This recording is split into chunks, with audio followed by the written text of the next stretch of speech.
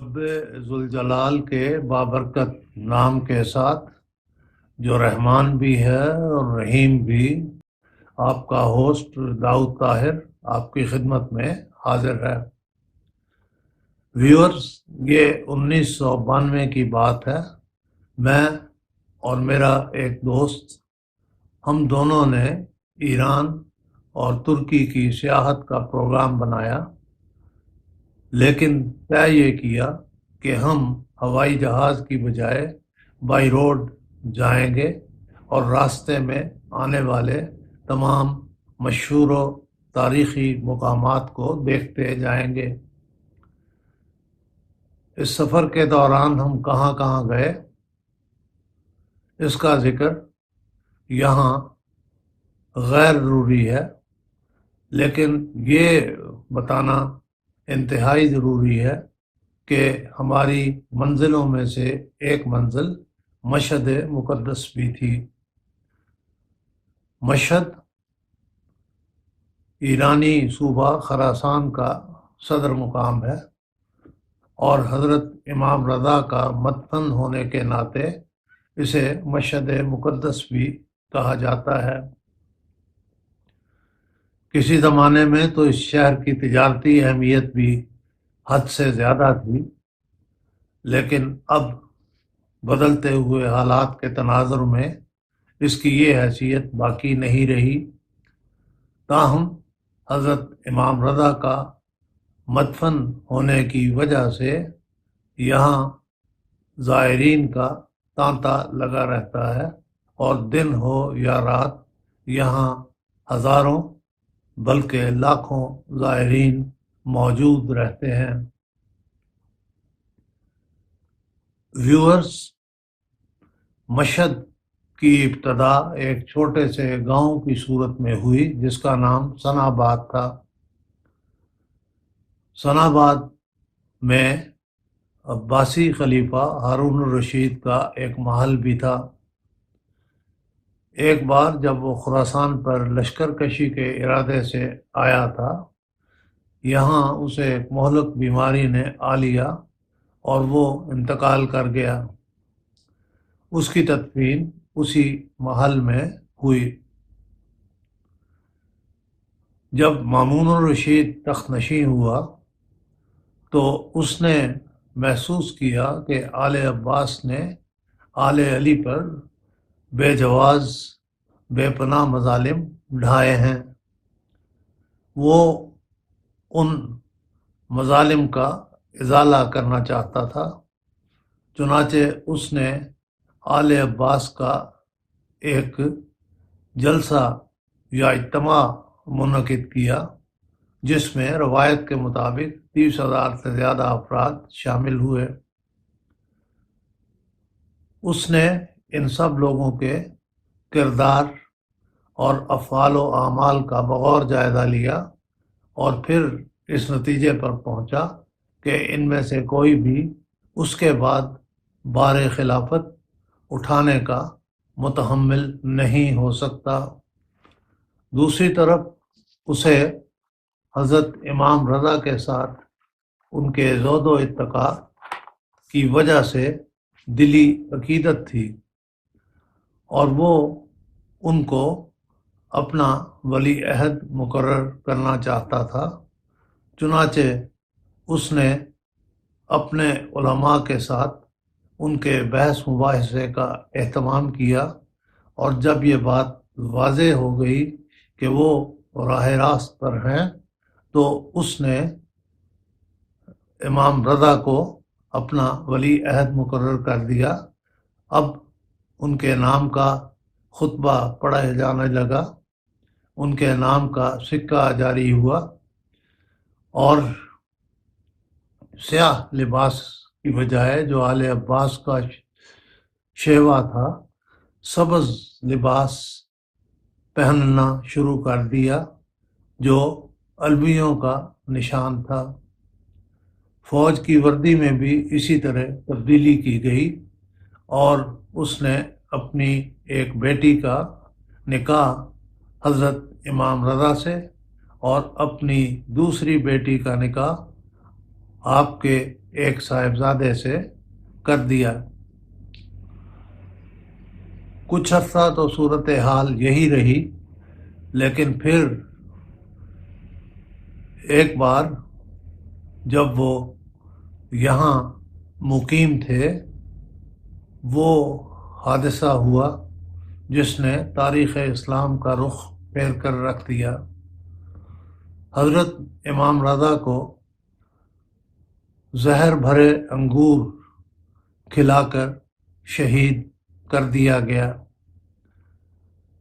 اگرچہ آپ کی شہادت پر مامون نے بہت افسوس کا اظہار کیا اور ایسے جذبات کا گویا اسے آپ کی شہادت سے بے انتہا تکلیف ہوئی ہو، لیکن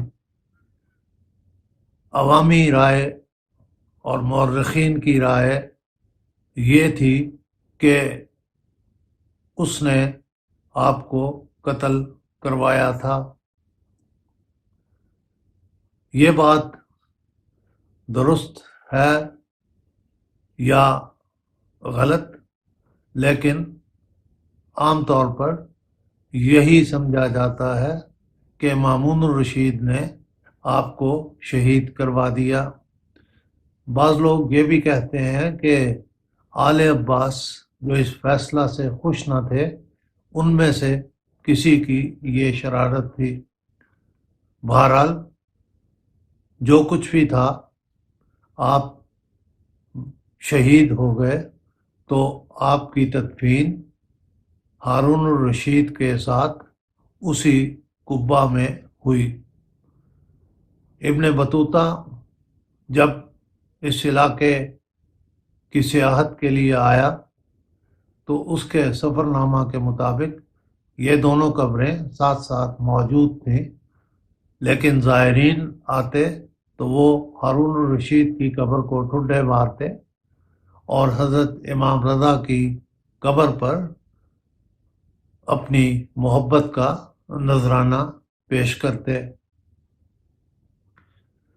آہستہ آہستہ ہارون الرشید کی قبر بالکل منہدم ہو گئی یا اسے ختم کر دیا گیا اور اس قبے میں صرف حضرت امام رضا کی قبر رہ گئی۔ ہمیں خوشی تھی کہ ہم آج حضرت امام رضا کے مزار کی زیارت کے لیے جا رہے تھے۔ حضرت امام رضا کا مزار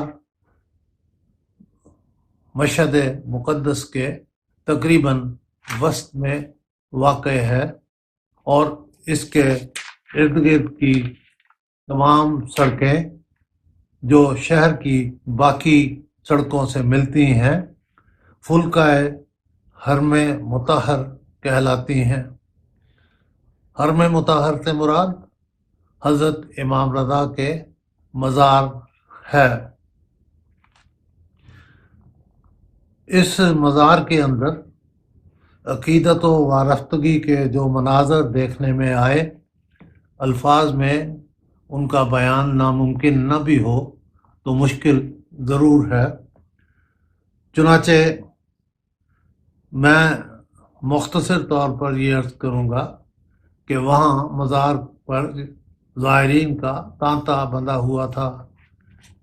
ان زائرین میں ہر عمر کے لوگ تھے، مرد بھی تھے، عورتیں بھی تھیں، بچے بھی تھے اور ہر علاقے کے لوگ تھے جن کی شکل و شباہت بھی بسا اوقات ایک دوسرے سے نہ ملتی تھی۔ کچھ لوگ مزار میں نوافل پڑھنے میں مصروف تھے، کچھ قرآن پاک کی تلاوت کر رہے تھے، کچھ مخصوص دعاؤں کا ورد کر رہے تھے، اور ہر ایک کا منتہائی مقصود یہ تھا کہ حضرت امام رضا کے روضہ کی جالی کو کسی طرح چھو لیا جائے۔ بہت سے لوگوں نے اپنے بچے اٹھائے ہوئے تھے، چھوٹے بچے، اور وہ بچے اپنے ننھے ننھے ہاتھوں سے لپک کر اس جالی کو چھونے کی کوشش کر رہے تھے۔ ہمیں بعد میں کسی نے بتایا کہ بے اولاد جوڑے یہاں آ کر منت مانگتے ہیں، اور جب خدا تعالیٰ ان کی یہ خواہش پوری کر دیتا ہے تو وہ اپنے بچوں کو حضرت امام رضا کے روضہ کی زیارت کے لیے لے کر آتے ہیں، اور یہ کہ اس وقت وہاں جو بچے نظر آ رہے تھے وہ وہی تھے جو آپ کی مزار کی برکت سے پیدا ہوئے۔ ہمارے ہاں مزاروں پر نذرانے کا رواج عام ہے، لیکن اس مزار پر میں نے جو منظر دیکھا وہ بالکل الگ تھا۔ قبر مبارک کے گرد سونے کی ایک مضبوط جالی ہے جس میں سوراخ ہیں، لوگ آتے ہیں اور وہاں بے دریغ اپنا روپیہ پھینکتے ہیں۔ چنانچہ جس وقت ہم وہاں گئے دیکھا کہ نوٹوں سے قبر ڈھکی ہوئی ہے۔ غالباً ہر روز یا ممکن ہے دن میں ایک سے زیادہ بار یہ نوٹ وہاں سے ہٹائے جاتے ہوں، میں اس کے بارے میں کچھ نہیں کہہ سکتا، لیکن یہ ضرور عرض کر سکتا ہوں کہ نوٹوں کی اتنی بڑی تعداد اور مقدار کسی مزار کے حوالے سے اس سے پہلے میں نے نہیں دیکھی تھی۔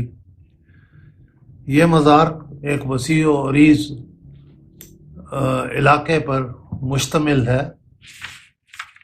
یہاں سیاہ ماتمی لباس میں ملبوس نوجوانوں اور بوڑھوں کی ٹولیاں سارا دن گھومتی رہتی ہیں اور موقع بموقع سینہ کو بھی کرتی ہیں۔